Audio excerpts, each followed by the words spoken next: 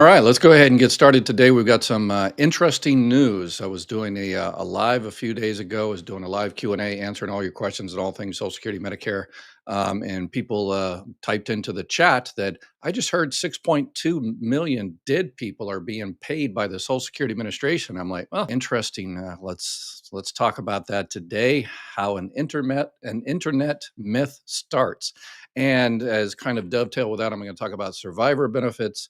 I'm going to talk about the three steps to privatize Social Security, how to give your money, all the money you earned and paid into Social Security that is saving in that trust fund, the $2.7 trillion in that trust fund, how to give that to Wall Street in three easy steps. And I am on the same page. If you're new to my channel, my name is Ed Weir. I ran the third business Social Security office in the country. And now in my semi-retirement, I'm helping you all get all the benefits you earned and making sure Social Security and Medicare and everything here it's around for the long time. So we avoid these cuts that inevitably are going to happen if we don't do something. Okay, so where does this internet myth start about 6.2 million people that are receiving, that are deceased, that are receiving benefits? All right, so it's interesting. The video I did yesterday was the senator from Louisiana, Bill Cassidy.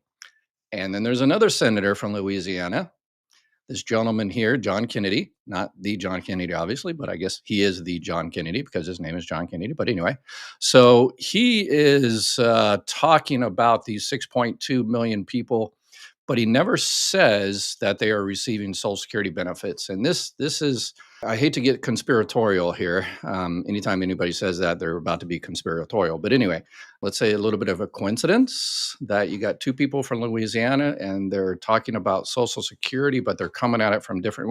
Well, let's talk about that. Let's let him discuss this in his own words, what he's discussing. That is not going to be able to fight us in our quest to scrutinize federal spending.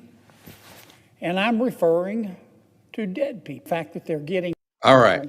So what I'm talking about is going to be ruffling feathers to the powers that be. And so I want to make sure I don't play too much of this video so they can strike me for copyright and stuff like that. So I talk over it a little bit. People are saying, just let them play. No, I don't want to let it play because then, Forbes or whoever's going to come after me. So I want to stay on YouTube and help y'all. Okay.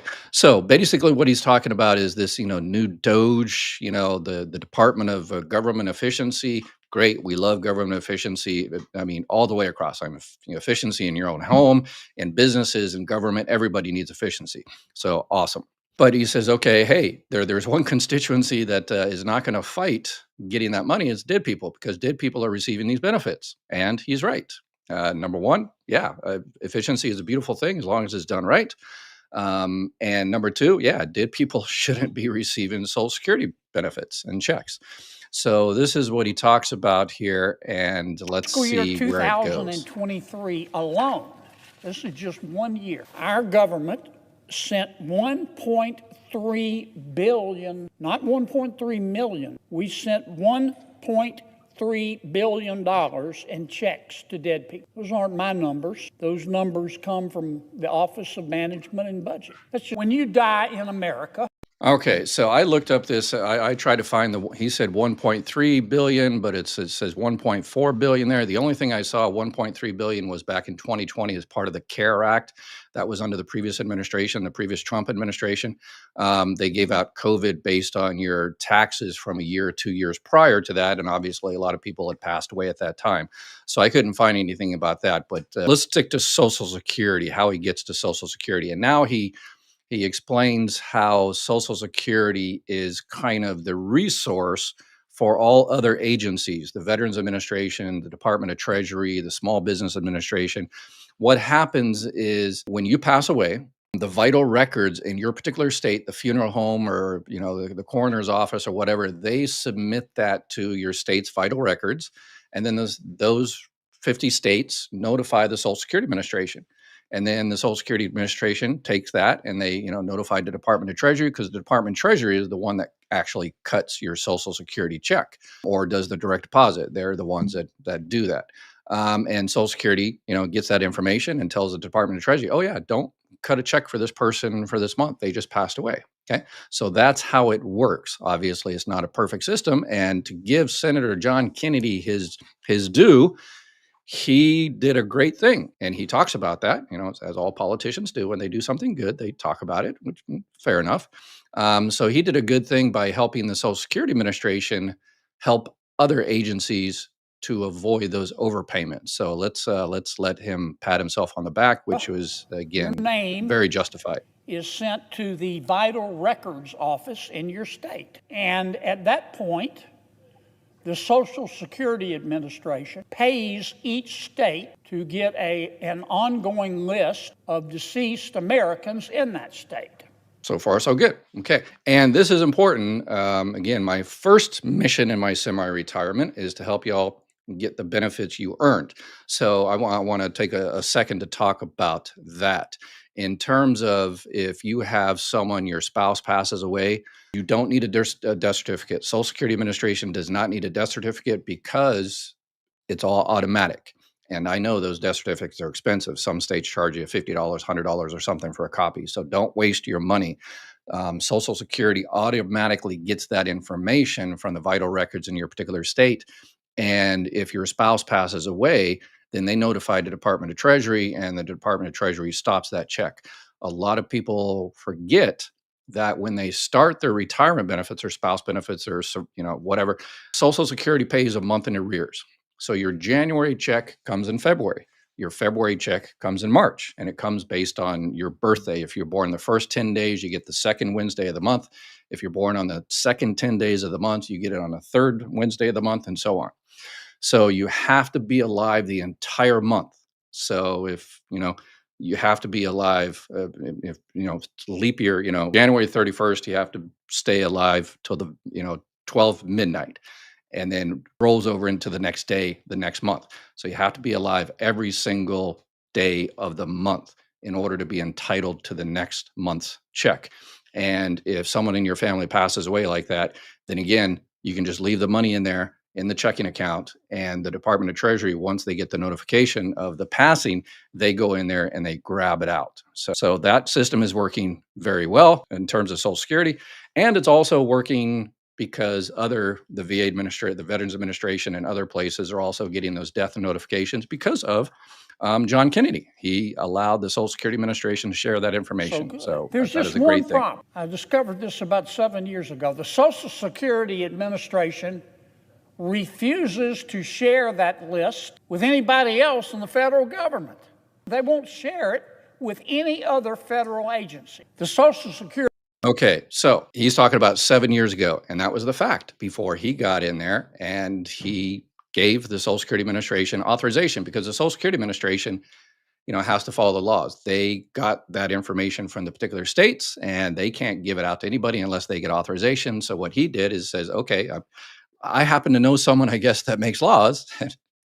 I'm a senator, so he passed a bill, and he got it made into law that Social Security, you can now share that list with other agencies. And so good, great. But here is where the internet myth starts, where we get 2 + 2 = pumpkin. Administration, if you ask, will tell you that there are, according to there are 6.5 million Americans living today in America who are 112 years of age or older. To my friends at Social Security, why don't you just give the death master file? All right. So the 6.2. So he's talking about overpayments. So I think this is again, I'm speculating here that he is talking about overpayments and this COVID money that went out to other people, and the $2 trillion over since 2004 that's being improper payments. And then he's on the same slide there. He includes the 6.5 million people over 112 years old on Social Security. So I think I kind of use a Louisiana. I think by perhaps in cahoots with Bill Cassidy, the other senator who's trying to privatize Social Security, because how you privatize Social Security is I've got the playbook. If you look at the description, I've got the playbook of what they've been using for the last few decades. Is you destroy trust and faith in the Social Security Administration. How do you do that? You underfund them so they provide terrible customer service. They don't pick up the phone.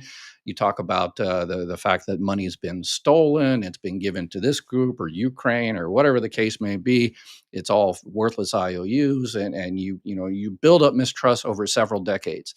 And fraud, waste, and abuse. And hey, we'd like to help out Social Security, but they're giving out all this money to dead people. So that makes it easier. What Senator John Kennedy here is doing is, he's not saying it directly, but he's hoping people on the internet, which they obviously did, put two to two together and come up with pumpkin, with just an internet myth that 6.5 million people are receiving Social Security checks. No, that is not the fact. The fact is that yes, there are 6.5 million people over 112 years old that do not have Social Security numbers that have been officially closed out, because the Social Security Administration cannot stop that particular Social Security number until they get an actual death certificate. So maybe a bunch of these people, moved overseas. That's the big thing nowadays. If these expats that move overseas, they hate this. They get a proof of life. I call it "No, I'm not dead yet" form. They get that every year. If you're living in Portugal or Panama or the Philippines or whatever the case may be, they get a letter every year that says, "Hey, are you still alive? We want to make sure that you're getting, you're not deceased. So, we're not paying you incorrectly." Because if the person was in the United States, then the vital records would do that automatically. But if you're overseas, they don't get that. So that's why they send that letter every year. So Social Security sure has, 6 million records that have not been closed out because Social Security can't. Maybe Senator Kennedy can find someone that makes laws to where they can give the Social Security Administration permission to close out those records. Because again, Social Security can't do it until they have an official notification of death from again, a coroner death certificate. Until then, they can't close out that Social Security number. So they're just sitting there. It doesn't, he never, Senator Kennedy never said those people are receiving benefits. He never said those people are receiving benefits. They just said, yeah, there's a bunch of inactive records over 112.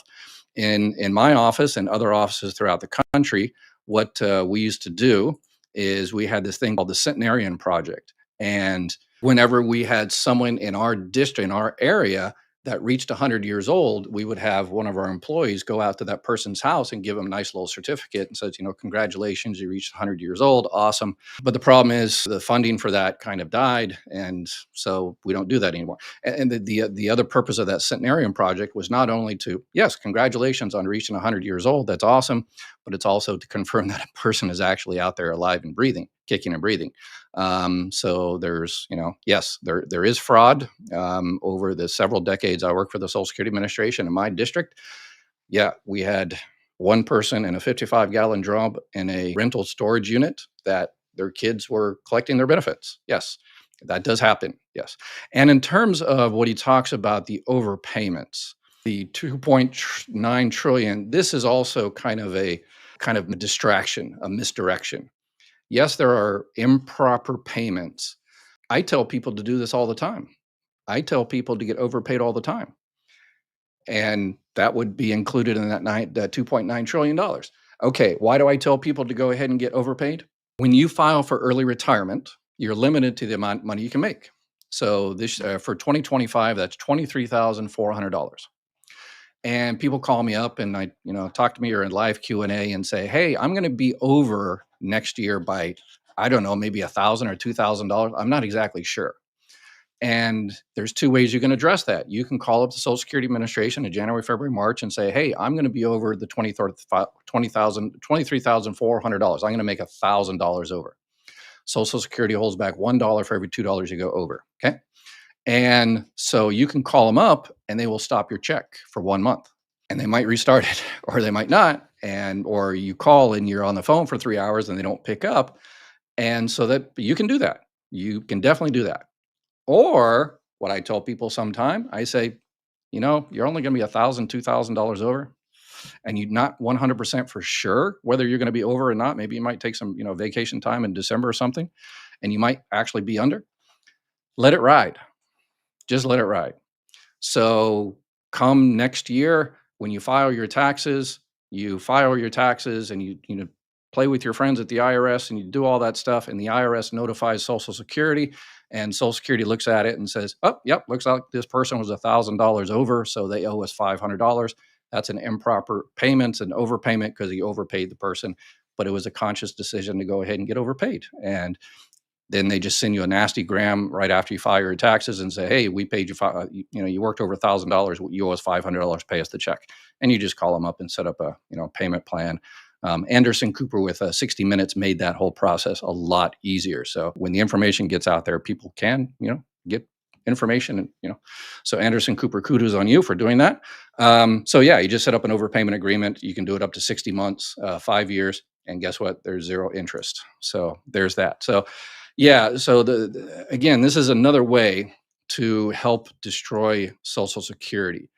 The steps to privatize Social Security are, ignore the problems. Hey, there are no problems, nothing to see here. Ignore the solutions. As I talked about yesterday, Bill Cassidy said the only solution is to just take money out of their general tax fund. No, there are dozens and dozens and dozens of solutions.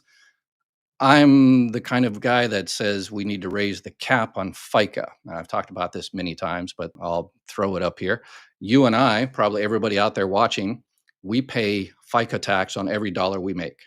If you make over $176,100, you don't pay FICA tax on Social Security part anymore. So us, we pay it 6.2%, plus our employer pays 6.2%. But for those making over $176,100, they don't pay FICA tax anymore. So I think they should raise the cap, or they completely eliminate the cap, just like they've already done it with Medicare. There is no cap for Medicare. They just need to do that with that, and that would solve 73% of the issues. But according to Senator Cassidy yesterday, there is no solution except for raising, getting bailout from taxes. But there are dozens and dozens of solutions, and I put it in the description under the actuary report. Anytime anybody has an idea of, hey, I know I've got an idea to save Social Security, the actuary pulls out their calculator, runs the numbers, and the one I just talked about, raising the cap, that will solve 73%. So you ignore the problems, you ignore the solutions, and then you distract people. You tell them the trust fund is stolen, they're given to illegals, fraud, waste, abuse. Yes, there is fraud, waste, and abuse, but that's not going to solve Social Security for the long term. The internet method of the day is there's 6.2 million people getting Social Security benefits, which they're not. So it's the distraction. And what's interesting is, the politicians and people saying, yeah, the Social Security Trust Fund is actually not there. It's all just made up. It's false IOUs. It was stolen, yada, yada, yada. But now all of a sudden they have found the money and they want to give it to Wall Street. And it's like, hey, wait a second. Didn't you guys just say yesterday that it's just worthless IOUs and the money has been stolen out? There's no such thing as a trust fund. It's all been stolen. But today you're like, hey, we should give $1.5 trillion to Wall Street. Okay, well, how did that money, just miraculously materialize out of thin air? It's interesting.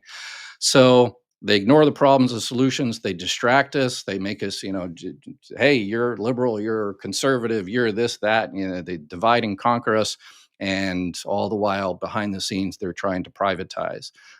Give it to Wall Street. We all know what Medicare Advantage. Medicare Advantage is essentially Medicare privatized, and they want to go to Social Security Advantage, which some of y'all might like that, but I prefer not to go there. So you can watch the entire video in the description. I put the entire video there, and it's interesting that at the very end of this, the reason he's on the floor talking is that there's a new the bill that he passed that allows Social Security to share that master death file. It expires soon, so he says we just need to make it permanent. I agree. Good job. Yes, but he says I'm not going to do that now. I'll do it next year. Okay, why did you get up there and start talking about this? And I'm like, oh, that sounds strange. But then I thought about it for 2 seconds, and oh, that's right. The other senator in Louisiana wants to go ahead and privatize. So you want to go ahead and, start distrust and start this internet myth about Social Security is just terrible and they're, fraud, waste, and abuse. And we might just, scrap the whole thing and, give it over to our buddies at Wall Street. So, yeah. So, and I'm like, but they're smart. That's very smart. Some people fell for it, but not people that watch my channel. We are smarter than that. So, yes, So that's the steps to privatize Social Security. And I would argue, particularly with the internet going out there, with these YouTube channels, we're smarter than them now. We have the information.